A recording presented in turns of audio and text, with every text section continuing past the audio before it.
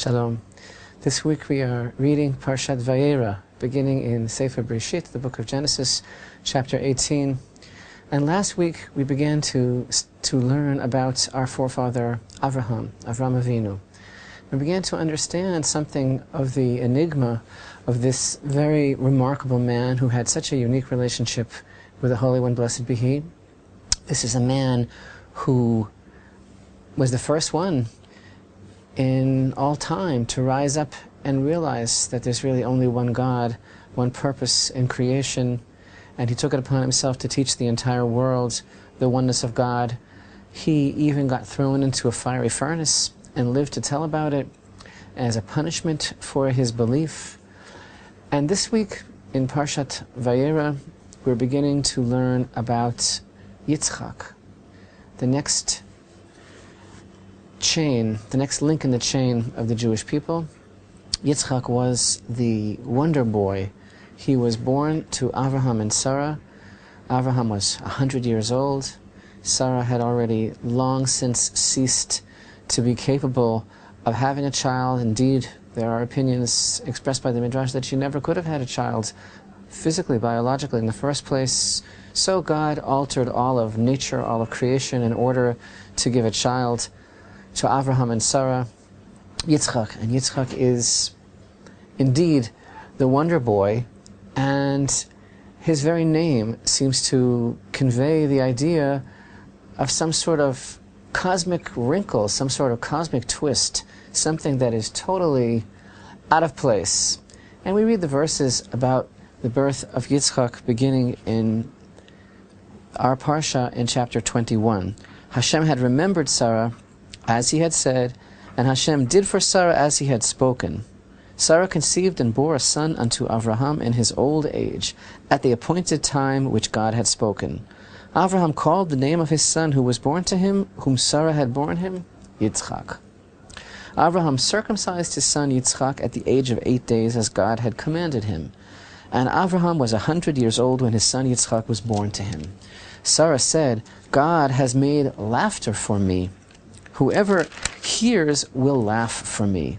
And she said, Who is the one who said to Avraham, Sarah would nurse children, for I have borne a son in his old age? So this name, Yitzchak, which God had informed Avraham would be the name of his son, Yitzchak is really, it's an expression of laughter, future tense. And Sarah said, whoever hears about this will laugh for me.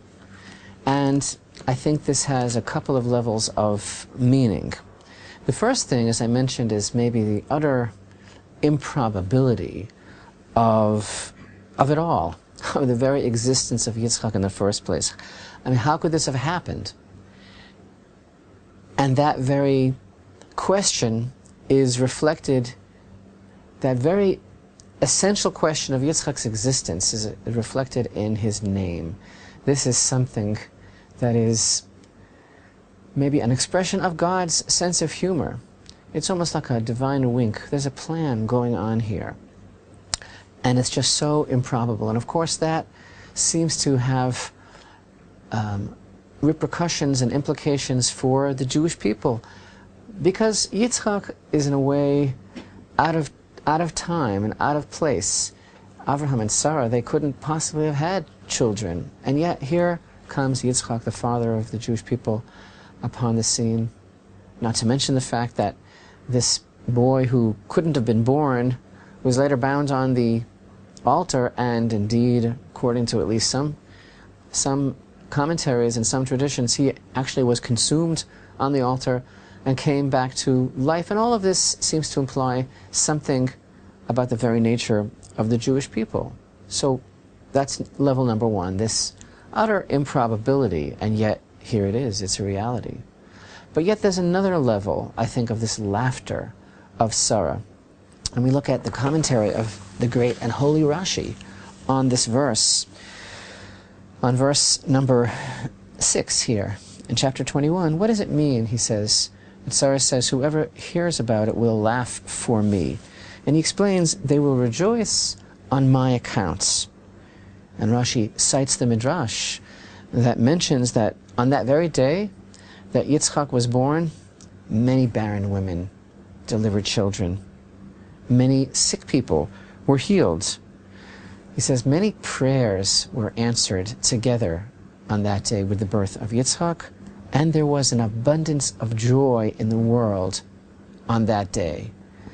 And this, he says, citing the Midrash, is another level of understanding the joy associated with the name Yitzchak. So, according to this Midrashic understanding, it's not just a question of the whimsical laughter aspect of Yitzchak, but Yitzchak himself, there was something about it, he brought with him an abundance of joy for the whole world. It wasn't only Sarah who delivered Yitzchak, but that very day, all the barren women delivered children, all the sick people were healed, all the prayers were answered. There was an abundance of joy in the world. It came with Yitzchak. No wonder she said, whoever hears about this will laugh on my account.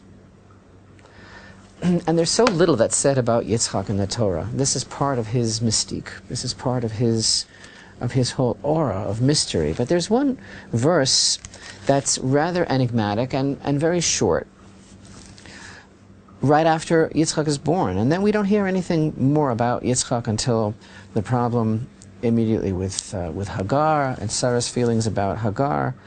But we find here in chapter 21, in verse 8, find this verse. The child grew and was weaned. Avraham made a great feast on the day Isaac was weaned. That's it. Yitzchak grew and was weaned, and on the day that Yitzchak was weaned, Avraham made a great celebration, a great feast, to mark the weaning of Yitzchak. And the same Rashi asks, what was so great about that feast that the verse actually testifies and tells us it was a great feast? He says that the great people of the generation, the leaders of the generation, Shem and Ever and Avimelech, they were all there at that feast. There's a very unusual midrash, though, that gives us a little bit of a background and a little bit of a flavor and a feeling of that mysterious feast and what this verse really represents. And I think that it sheds a light on this whole aura of who Yitzchak was, what this joy is all about. Where does he fit in the world? We already know he doesn't really have a place in this world. He's kind of doesn't fit in. And that's part of the laughter. We ever heard of a barren couple so advanced in age having a child? But the Midrash tells us something amazing. And you know, whenever we discuss the enigmatic homiletical teachings of our sages, we always stress the fact that the statements of the Midrash, they're not necessarily to be taken literally. And maybe they are, maybe they have literal meaning and a literal content, but they also are poetic. They have a certain license to convey a deep idea through the vehicle of some homily. And as the Rambam writes, great philosopher and codifier Maimonides tells us, don't ever get hung up in the specifics of the Midrash, because the literal meaning is not the main thing, he tells us. You have to understand the idea that's being expressed. So here you have this amazing idea. The Midrash says, you know, when Avraham and Sarah had Yitzchak, there were a lot of people in denial.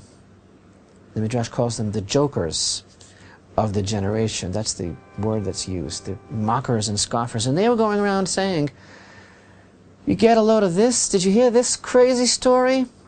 This old couple, Avraham and Sarah, say they had a child. They must have gone to the marketplace and taken some foundling, and they're saying that it's their child. That's what they were saying. There was a big rumor going around in the press. It was all over the place. Everybody was saying, huh, what nerve, what a joke. Get it? Yitzchak. They were saying, did you hear the joke? Avraham and Sarah are saying that they had a child, but they just picked up some baby somewhere and they're saying that it's theirs. So the Midrash says, at this feast that the verse is alluding to here so cryptically, everybody brought their babies with them. All the women brought their infants with them, and Sarah, the matriarch, nursed every single one of them. And then they all said, whoa, Sarah gave birth to Yitzchak. When they saw that Sarah nursed every single infant that was brought to her at that feast, they all said, this is the real thing. Avraham and Sarah gave birth to Yitzchak. Now, what is this all about? What is this story really telling us? And I'm not saying that it wasn't a literal miracle. I'm not saying that there isn't a literal side here, and that Sarah physically actually nursed all those babies. But that isn't the point at all of what the Midrash is teaching us, because nursing is the symbol of nourishment, and of spiritual nourishment, and of sustenance. Sarah sustained the whole world. Avraham and Sarah gave birth to monotheism. They gave birth to a path in this world of realizing the purpose of creation. There's only one God and nothing else matters.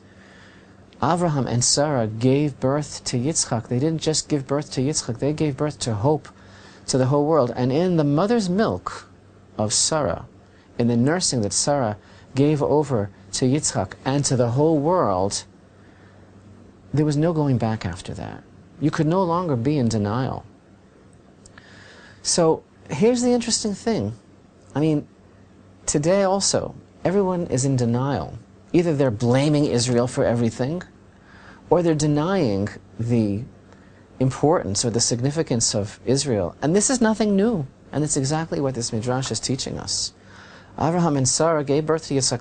There we were at the very beginning, before there was the United Nations and all the other forums and bodies and blogs and every other apparatus and vehicle and channel and media that's used to deny Israel. There we were at the very beginning. It already started. They said, nah, Avraham and Sarah, they didn't have a child. They brought some kid and they're saying that it's theirs. Then Sarah nursed every single infant. And then they said, it's true. Yitzchak is the son of Sarah. What does that mean?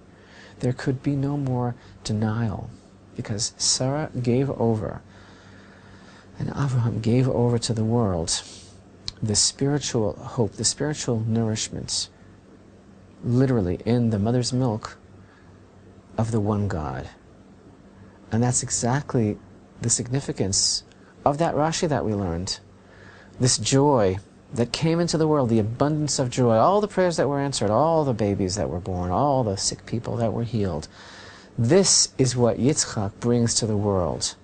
The knowledge, the reality, the joy reflected in his very name of the fact that there is only one God. And as soon as you know that and you don't deny it anymore, you've got to act upon it. That's a life's work. And so people can try to deny it, just like they try to deny Israel today, and everything that Israel signifies and represents and everything that it means. That started a long time ago, at the very birth of Yitzchak. But the fact is, it can't really be denied, because this is exactly what Sarah gave over to all of those babies.